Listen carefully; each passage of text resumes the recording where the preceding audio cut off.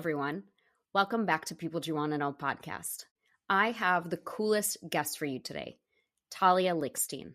You may recognize her from her viral TikTok videos.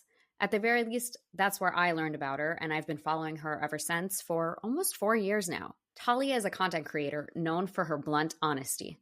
She makes vlog-style videos of her chaotic early 20s life, and she shares unapologetic hot takes on everything from pop culture to politics. Talia has 1.3 million TikTok followers. She's best known for starting the spread negativity trend, having initially gone viral for matter-of-factly listing people, places, and things she hates, and encouraging others to do the same.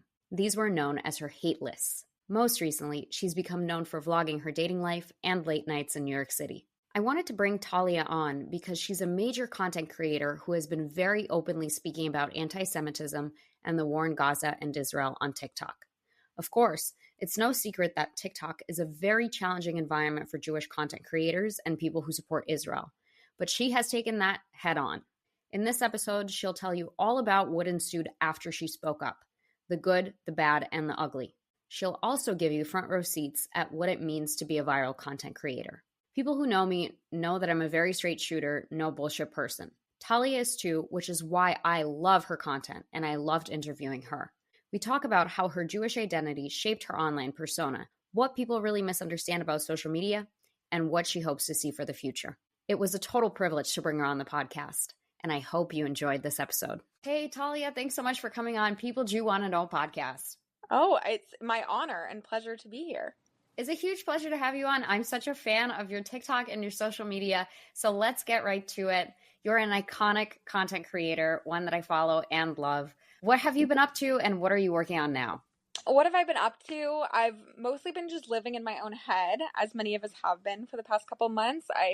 It's hard to say what I've been up to. I wish that I could say I've been chipping away in terms of my career, but I've taken quite a break. And I'm trying right now, the past couple of weeks have just been about me mustering up the courage, creativity, focus to get back to what I was doing. So very few new things happening, just a lot of me trying to get back to who I was a couple months ago. That's my project. But outside of TikTok, I mean, the plan has always been to use TikTok as sort of a stepping stone and move away from that. So whenever I want to take time from TikTok, I focus on other projects.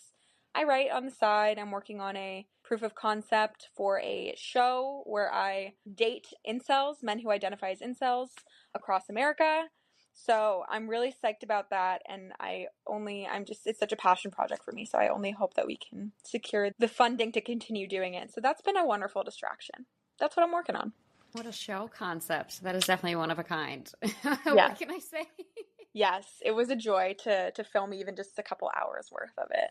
So I guess let's address the elephant in the room up front. It's no secret that TikTok is a hard place for Jewish content creators, especially for any content that's Israel adjacent.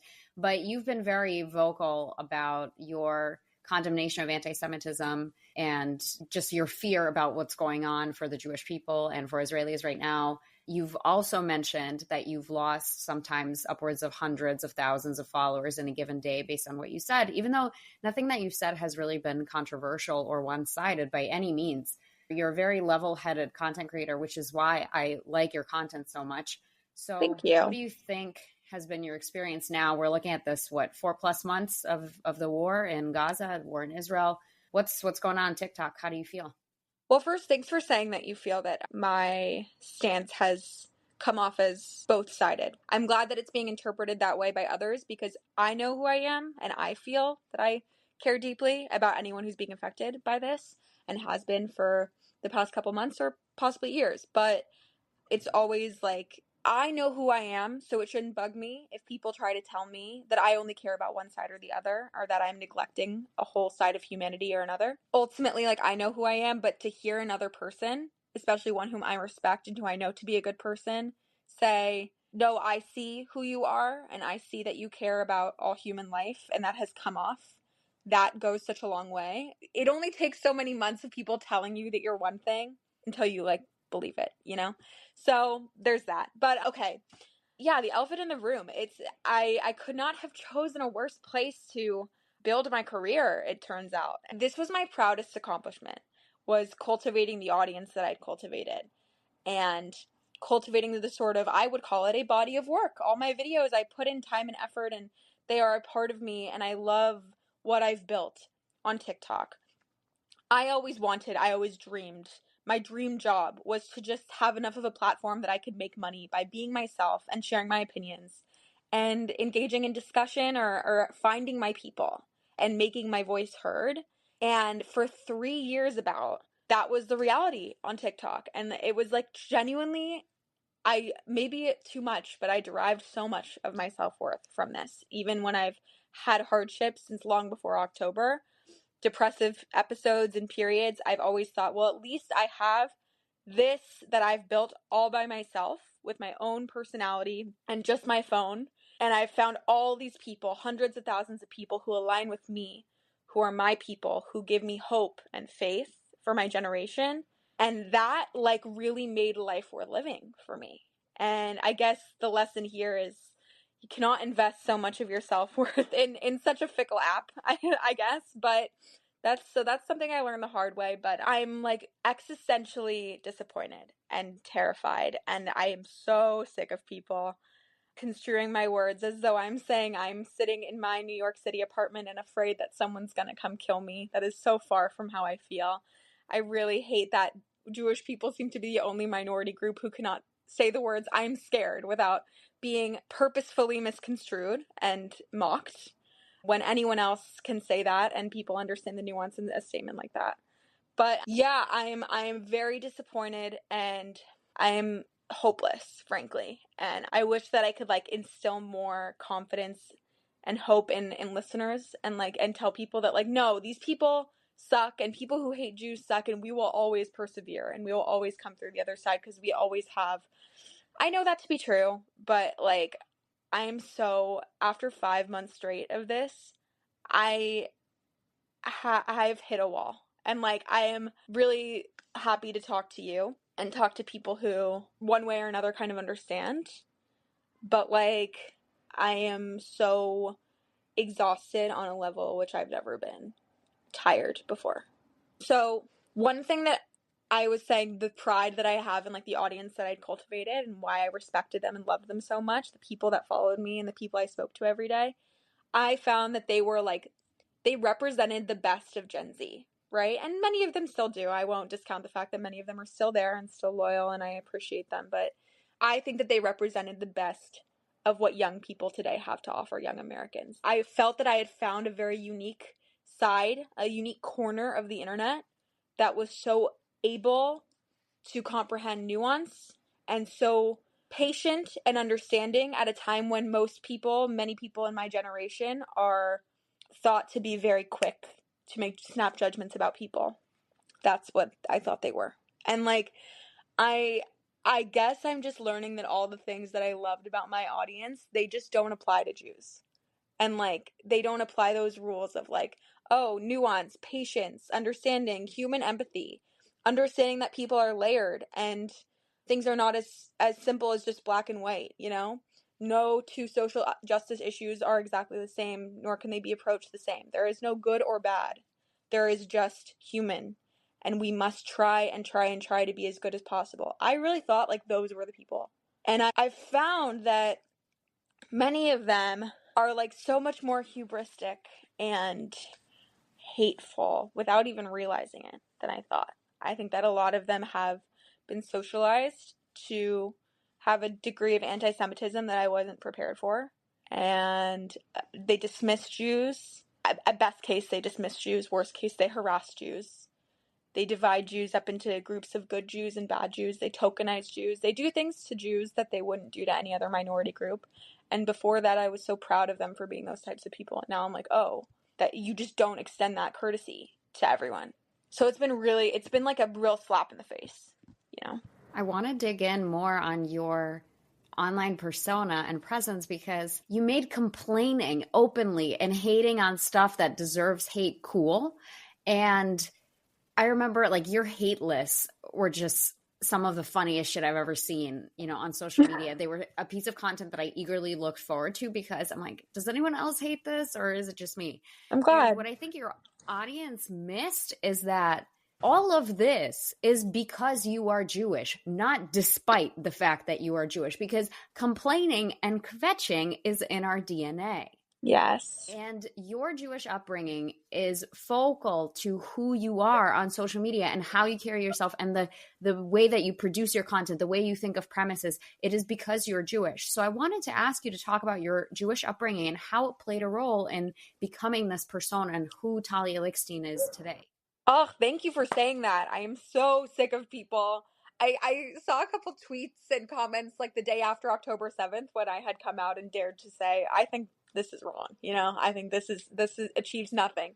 And I'm disheartened to see these people, my fellow Jewish brothers and sisters, brutalized in this way. A lot of people were like, I cannot believe that Talia Lichtstein would say this. And first of all, I'm like, hello, my name is Talia Lichtstein. Let's be real for a second. Do you have eyes? Like, I don't know. But I think that people were like, oh my God, I can't believe I liked you. And some people are, shameless enough to say, DM me and say, I can't believe I liked you before I realized that you were Jewish, or before I realized that you were Jewish in this way. You were this type of Jew. And to that I say, like, you always liked me because I was Jewish, not because you didn't know I was Jewish. Everything that you like about me is entirely because I'm Jewish, and you don't know it. And that's sad that we haven't, people think that they eat a bagel and watch Seinfeld and they understand Jewish humor and Jewish culture and they love it. And I don't think that they have, paid enough attention or given enough time to be able to say that they really understand. Being Jewish, I've always said, since another myth about me is that I began talking about this in October. I've always been very vocal about the fact that being Jewish is the best thing about me. It is my favorite thing about myself. I take it as like such a badge of honor, and it is everything that I am. I'm not Jewish in like the bagel eating Seinfeld way, although I like am, but not only, and there's nothing wrong with being only that. But I am Jewish in like the kiss the mezuzah on my doorway, and went to Jewish camp every year way, and sat in a small room every Sunday of my childhood discussing my history and learning Hebrew kind of way. And people don't know that, and that it has never been a secret. So, yeah, Jewish camp was the most important thing that I think I ever did in my life. I think it really, I really, really, I care so deeply about kids' opportunity to go to camp. I think that it's like one of the most formative experiences that a child can have. And I think like one of the great travesties of our society is that not everyone can afford to send their child away for a couple of days in childhood to just be away from their parents and experience life without phones or without parental guardians and just be in nature for like 2 days. I think that's something that every child deserves and developmentally like should have. I work at a camp twice a year called Camp Harmony that provides that experience for kids living under the poverty line in LA, because I'm like so passionate about every kid getting to go to a camp, but Jewish camp in particular. It was the first thing that instilled in me a sense of like pride about who I am. My parents raised me going to Hebrew school, which of course, like every other Jewish child, I found it quite boring and I didn't really get the need for it for a long time. I reached an age where they were like, you can keep going to Hebrew school or you can go to Jewish camp, but we can only afford one or the other. I was like, no brainer. I'm obviously going to Jewish camp. And that to me, like, instilled in me a sense of pride and knowledge about who I was more than anything else in the world. Like that, doing Israeli dance and meeting people from Israel and getting to meet other Jewish children, learning. We had like 2 hours a day where we'd literally pray and like sit and talk about what it meant to be Jewish. And like, that was very fun for me. I wound up teaching that rotation, that class at my camp. Summers later, when I was a counselor, I became the Limud instructor and assisted the rabbi in teaching kids, like coming up with programs for kids an hour a day to discuss like who is God and like what is being Jewish. And it was a reform camp. It was such an interesting way to like invite Jewishness into my life in a way that was like fun. And it was the first time that like I understood that I was Jewish because people were telling me that I was. I was raised to believe that. And I thought that I knew from like TV. Like I watched The Nanny my whole life and I watched Seinfeld and I was like, this is being Jewish. And that's true. But also like going to camp and understanding like, oh, I come from a line of people who struggled to remain alive. And the fact that I am here is a miracle, It took camp to teach me that. So I really care about kids being able to experience that. I love Jewish camp. I also went to Jewish camp growing up. Mine, equally magical, equally traumatic, I would say. Yeah. We had We all like had a little issues with experience. hooking up, like all the staff and all the kids were hooking up. I just felt so inappropriate. I was a little bit prudish for that. Oh For that yeah, camp. no. I also really thrived there because I was like a hypersexual child and was so excited about the prospect of like, oh, I'm sleeping in a cabin and next door is a boys' cabin and we can sneak out and blah blah blah. I had my first kiss there and whatever, as everyone did. But yeah, it like totally influenced who I am. I'm convinced it's also like a Jewish camp thing. For some reason, Jewish camps are very sexualized. Well, it is because the reason that Jewish camps exist in large part is because they want to create more generations of Jewish people. We are such a small population. This is something that gets criticized a lot as like a propaganda or like a weird, I get told a lot that I'm like, it's such a shame that I've been indoctrinated with Zionist teachings and propaganda, as if it's not customary for children of any race or religion, of any ethnic background that is a minority, to sit and learn about where they came from and who they are. It's only propaganda when Jews teach their children who they are and where they came from. But for any other culture, it's a part of growing up and it's a part of who you are, is to go to Hebrew school and sit and learn, go to camp. So the reason that a lot of camps exist in part is because they want Jews to find each other and they want Jews to marry each other and they want to keep us all together and keep us connected. People think that that's like, one of the things that they've discovered is Jewish camp online recently. And they're like, it's so disgusting how they get all the kids together and they want all the Jews to know each other and spend the summer together. I think that is completely normal for a group of people who make up 0.2 of the world's population. There's 15 million of us. We have historically had a hard time surviving. Why would we not get together in the summer and teach our children who they are and why that's important to remember and encourage them to make connections with others? I completely agree. And as you reflect back on the couple of months and not finding, but like reinvigorating this huge spark that you had around being proudly Jewish, what's something that you want to tell other young Jewish people? You can pretend you're talking to me. You can pretend you're talking to Jewish Gen Z. What's something you want to share? Maybe words of encouragement or words of advice.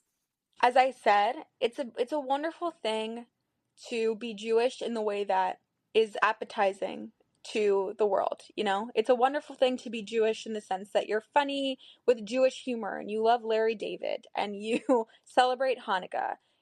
That is a wonderful thing, and there's nothing wrong with being any more or less Jewish than that.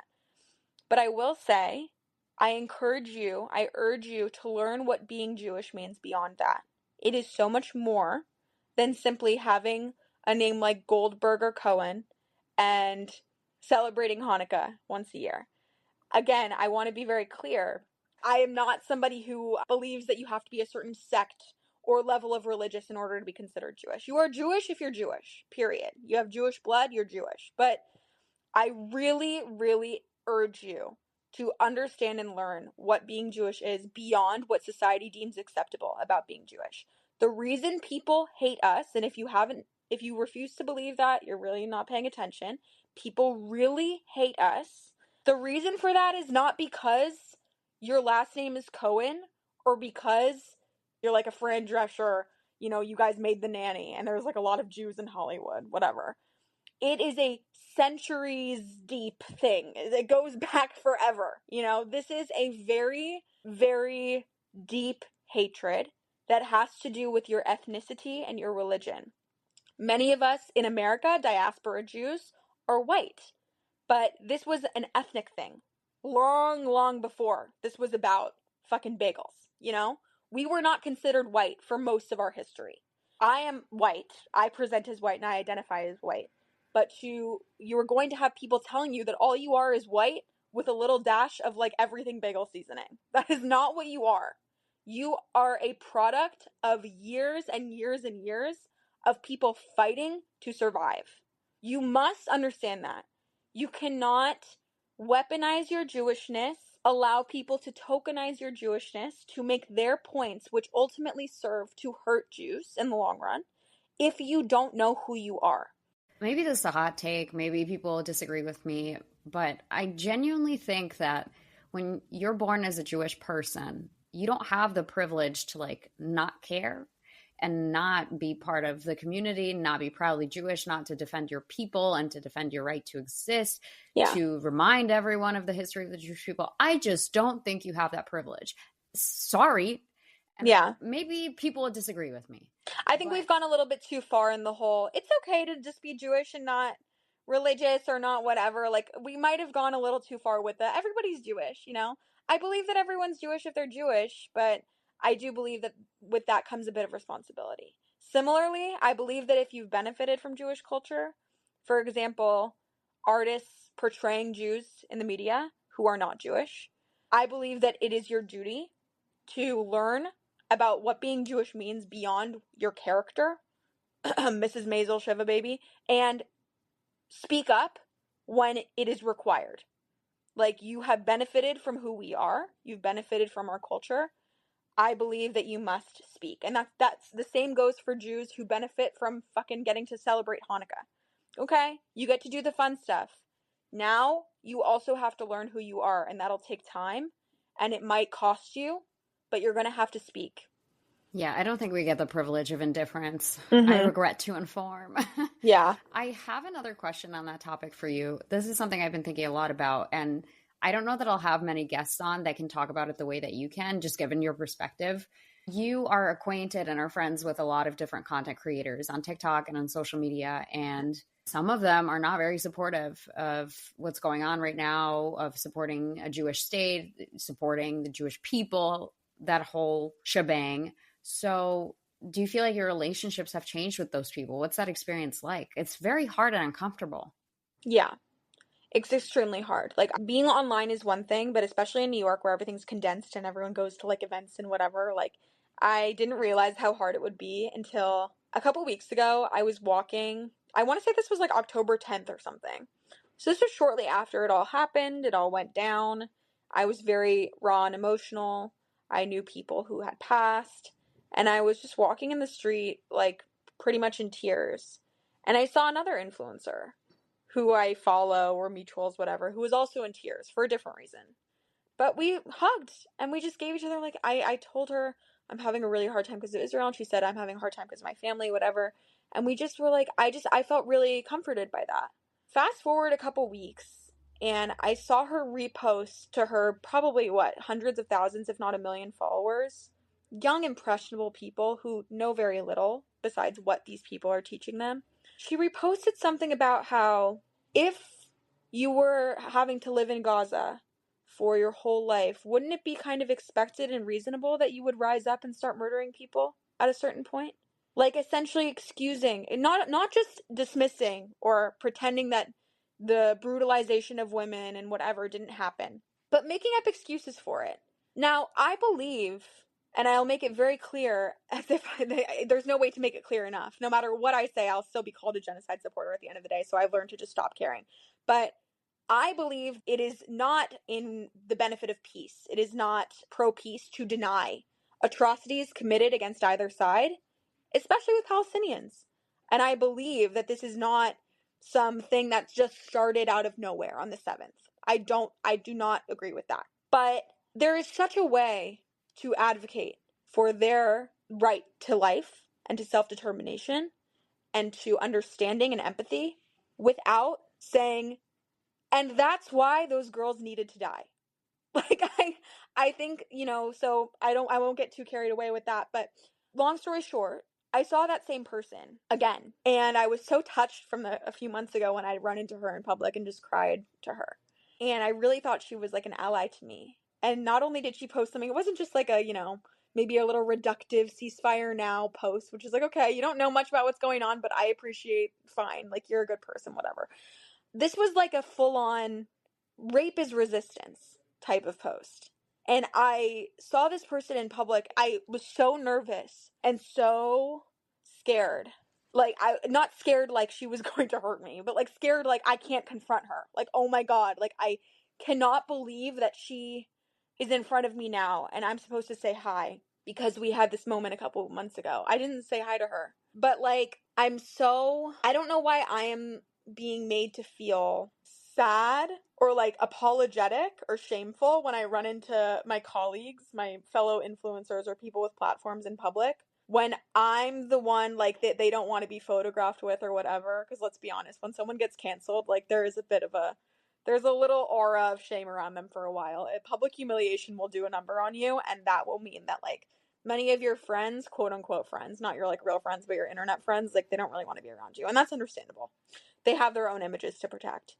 But I'm so sick of feeling like I have something to apologize for, or being ashamed or afraid of confrontation among people who have shamelessly, blatantly excused rape, violence against women, brutalization and desecration of Jewish bodies, spread blood libel and very dangerous propaganda that only serves to benefit Hamas and hurt the Palestinian people as well as the Jewish people, liking and sharing posts that are really, really dangerous lies.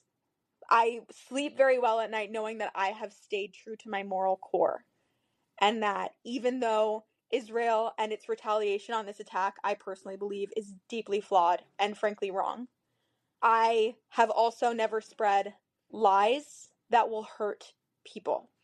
And if I have or ever did, I would never combat the person who told me that with, how dare you accuse me of such a thing?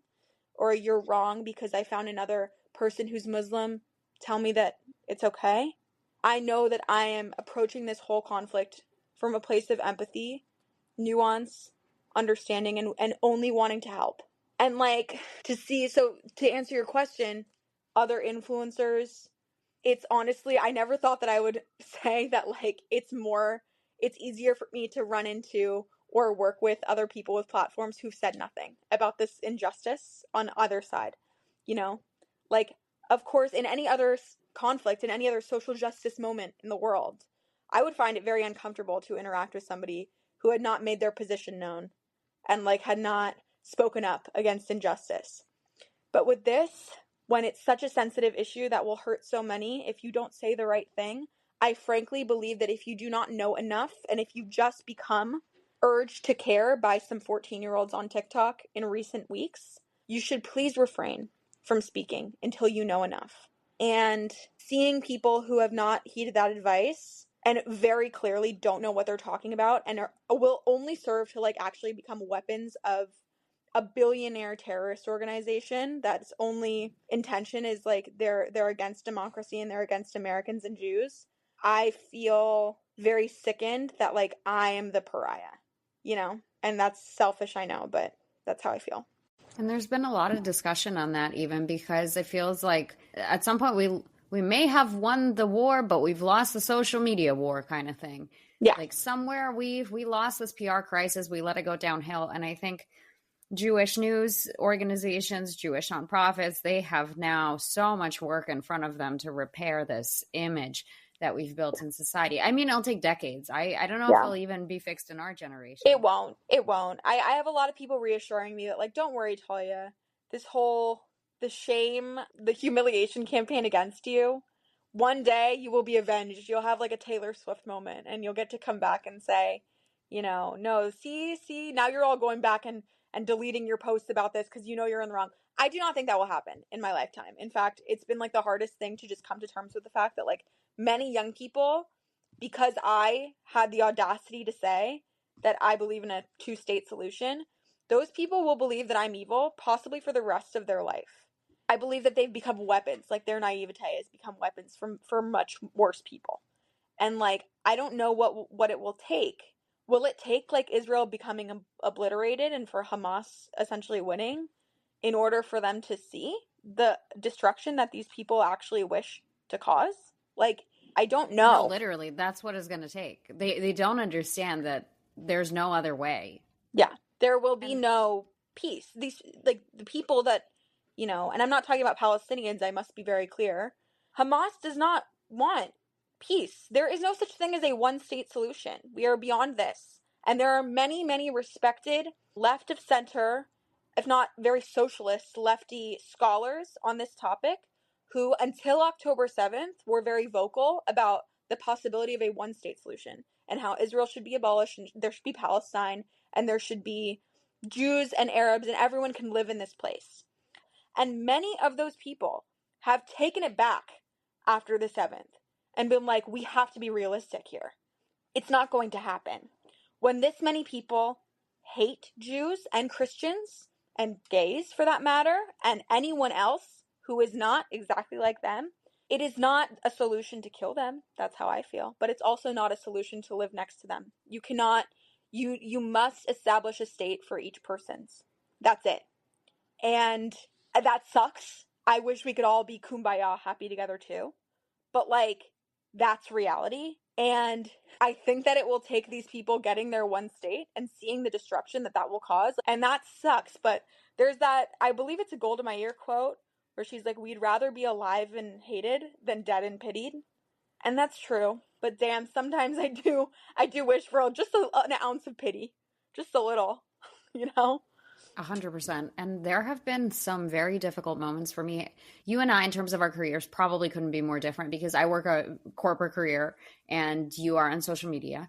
But when all of this started, and for context, I don't talk about my work that often on the podcast. I don't mention it. And I predominantly work with all men who have like 20 years on me. That's like the tech industry. That's just how it goes. And there were many occasions where when this first broke out and we had meetings about work, they crossed their arms and were like, so what do you think on this, Margarita? And it doesn't mean that they had one opinion or the other. But as a Jewish person, I'm somebody that's annoyingly, obnoxiously Jewish at work. Like everybody knows I'm Jewish. Everyone knows that I have a Jewish podcast at work. That's never going to change. Right. And they crossed their arms and were like, what are you going to say on this? And that was my opportunity to be like, you know what? I'm not going to be some pushover that's going to apologize, that's going to be weak at the knees over the fact that you, a much more tenured senior male coworker of mine, put me on the spot. And so I would always answer their questions very matter of fact and say I'm a reasonable person. I'm devastated by what's going on. But ultimately, I understand that there's no way forward if Hamas is not destroyed, or if something doesn't radically change about the situation at hand. I wish it were different. I wish more lives were spared. I'm so horrified by how many people have died, the humanitarian crisis in Gaza. I'm disgusted by how far this has gone and how long this has lasted.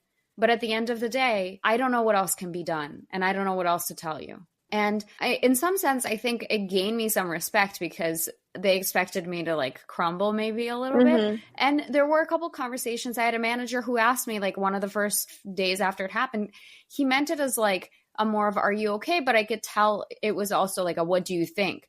And I told him all of this with tears in my eyes, but I told him like in the same direct matter of fact tone, even if I had tears in my eyes right in front of him, we met in person. It was really hard for me, but I do think we have to be steadfast in our belief, and everything you're saying, I wish I could just like underscore, put it on a billboard. I 100% agree. And now I do want to switch to a bit of a lighter topic and ask you about some of the projects that you had that you mentioned earlier. You said there are a few things that you're working on, including writing, but you also have a podcast called Basic Training where people send you questions and ask for advice, and you give them your take, your honest opinion on what you would do. You have received some crazy stories, some crazy questions. They're really fun. And I'm sure there are like infinitely more that you don't even publish that are crazier and like absolutely wild. So I wanted to ask you about that experience and what have you learned after doing so many episodes of this podcast? What have I learned? I'm so honored and humbled by the idea that anybody would call in and ask for our advice. I still like, obviously that's the concept, is that, you know, we believe that we have more common sense than many, and we know we're able to see situations a little more clearly on the outside. But I'm still, every single time people call, I'm blown away that like, oh, we don't even like ask for the calls anymore. People just call in, which is like incredible. And, you know, we used to have to like, at the very beginning, of course, beg on our Instagram stories, please call in, we need fodder, we need to talk about stuff. And eventually, I guess, I don't know if people like our advice or like Jake's advice or my advice, or they just call, and that's amazing. So I'm grateful for that. And that being said, I will also say that it does make me a little worried for humanity, because I love these people so dearly, and the people that take the time to listen to us and care what we have to say, that is so special. But oh my God, some of their questions are so like, I'm so worried about you and your ability to operate on this planet as an adult. Like, I don't know what to say even. Like, I am sometimes like the stuff that they call in about, I understand and I'll give them this. I think that a lot of it has to do with like they just want someone to validate their feelings, which is so cool and we're so happy and honored to do that.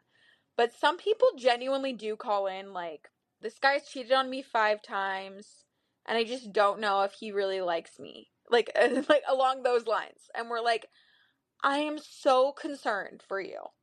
Like I don't even know what to tell you. I'm so scared that you had like, yes, this podcast is technically so that you can like relax and mindlessly call us and we'll knock some common sense into you. But oh my god, girl, like have some self-respect, stand up, you know? So that's what it's taught me. But it's a joy to have like a weekly outlet where I honestly just go in there. That's another thing is I don't know why people listen aside from the advice because I just go in there and like bitch and moan about my life. I talk about my cat's like vet appointments and I use it as therapy. I talk about pretty much everything other than the whole conflict and being Jewish at this time, honestly, because I have a co-host who is not Jewish and seeing how much sort of harassment I endure, I don't want to bring that onto him. There are times I'd like to talk about it, but I take into account that like I'm on a team, so it's not really fair for me to make it about that. But, you know, I talk about damn near everything else and people still seem to be interested in it. So that's a gift. It's great. Have there been any questions that you've gotten that just like have completely stumped you and to this day you don't really know what to do with them? Yes. Oh, I wish I could think of more on the spot, but a lot of the questions involving like people's families or even worse, their spouses or their partners' families and like dealing with, I don't know, how do I confront my partner about his family being abusive to me or being mean to me? Or how do I talk to my family about the fact that I'm this, that, or the other? Those questions are so hard for me, mostly just because I think families are so ridiculously personal. Like, families are just a whole different ball game. They're a whole different category of life that I still haven't figured out myself. And it's quite hard for me to give that kind of advice. There's also a lot of advice around people ask for advice on how to like eliminate people's opinion of you and not listen to other people and blah, blah, blah. And I always feel like kind of an imposter when I have to answer those questions because it's like, I guess technically they're calling the right person. I have to do a lot of blocking out people's opinions in order to like move forward. But I don't know if I really do it the best way. I don't know if I can say that I'm in the best mental state or if I can really give advice to another person on how to like remain confident. So those questions, even though I answer them, I feel I have a hard time doing so confidently. And of course, a lot of questions about like sexuality, coming out, things like that. That's Jake's forte because I'm a straight lady. So I have very few things to say about that. I'm always stumped on those. Yeah, that can be hard. My personal philosophy has always been don't take advice from people you wouldn't trade places with in that issue. Like, I'm not going to ask an investment banker a medical question, right? Because they probably don't know. And that's something I always tell my friends too, because I have a lot of friends that are like married and in very long-term committed relationships. They're engaged. And sometimes they'll come to me and say like, this happened with my, husband's family or whatever. And it's like, I don't fucking know. Like, I have never been married. So don't ask me. I'm your single friend. Don't ask me for that kind of advice. I have nothing to offer you. Right. Exactly. It's a tough podcast to run because on one hand, it needs to be entertaining and fun. And then some of these are just very deep and hard questions that deserve thought and like rumination. So kudos to you for picking that as the topic, but also making it really fun and entertaining at the same time. Thanks. Yeah. I'm glad it's entertaining. I think I trust our producer to like pick the right questions that she knows we can handle. But I mean, sometimes I lose sleep at night thinking, did I give the wrong advice? These are impressionable young people. Like, I don't know, but I try my best. And there's, of course, the disclaimer that our lives are not perfect and we don't know the way through, but we certainly can give you a perspective. And people we just had a call or an episode that was entirely made up of update calls. So people called us back regarding their issues.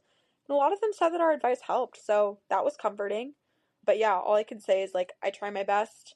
I have found I'm an okay advice giver. I haven't made any like life altering mistakes. So there you go. I hope that people like it. I hope it goes well. And I love listening to it every week. And the other question I have for you is you're kind of reflecting back on how you set up your TikTok and now is a time of change for you. You've picked up all these different projects. What's something you would tell your younger self? Don't talk about antisemitism on TikTok. It's not worth it. I don't know. No, I'm still in that. I'm sure I've really been lucky to find that everything truly traumatic or bad in my life, aside from, certain losses of family members or that type of thing, there has been a silver lining in many, things that were terrible in my life. And I've always been able to look back on them, breakups, fights, bad decisions, and think, okay, well, that caused me months of suffering, but I am a better person for it. And it really took me in a certain direction. So I've really tried to adopt that when it comes to talking about Israel and anti-Semitism online. This has been a hard couple months, but I'm hoping that, I don't know, one day I'll write a wonderful book about it. Who knows? So I would tell my younger self, do not let anyone sway you in who you are. I think that my beauty, the thing that is cool about me, is that I am uniquely myself, and unlike many people my age or when I was growing up, I had very few desires to change who I was. Like, I never had a desire to, be more quiet or to have more of a, conventional job that required me to be less vulnerable online, less embarrassed. You must never, ever be worrying about what people think or worrying about who's watching your videos. It will inhibit your progress. The beauty of you is that you have this gift of not getting embarrassed easily and not being so introspective that it becomes a detriment. You must stick to that. You must stick to your moral core. You know who you are. You know you're a good person. Stay in it. Don't change, I guess, is my advice. 100%. And how can people connect with you on social media and keep up with your work? My username is Talia Lichtstein on all platforms, and that's a hard name to spell, but I'm sure Margarita will, involve it in her posts somewhere. My podcast is Basic Training on Spotify, Apple, whatever, and YouTube. And that's me. Awesome. And last question for you before we wrap up. It's one that I ask every single guest. Who would you like to nominate for the podcast? I think Sophie Barron. She's great. You should have her on. Sophie Barron hosts a show called The Conversationalist, and she is all about bridging the gap between, it's all about nuance. She's all about disagreements. And I think that she's also Jewish. And I think that she'd be a wonderful, wonderful guest to have on. She was on my list. My other person, I think Eitan Bernath, he'll probably bake you some yummy food. I don't know, but I think Sophie Barron would be great. Thank you so much. I really appreciate these nominations, and thank you for doing your episode with People Drew Want to Know. It's been an honor and a pleasure. If you've enjoyed this podcast, please go ahead and rate us 5 stars. Be the first to hear our episodes by subscribing to People Drew Want to Know wherever you get your podcasts. And for exclusive content, follow us on Instagram at People Drew Want to Know.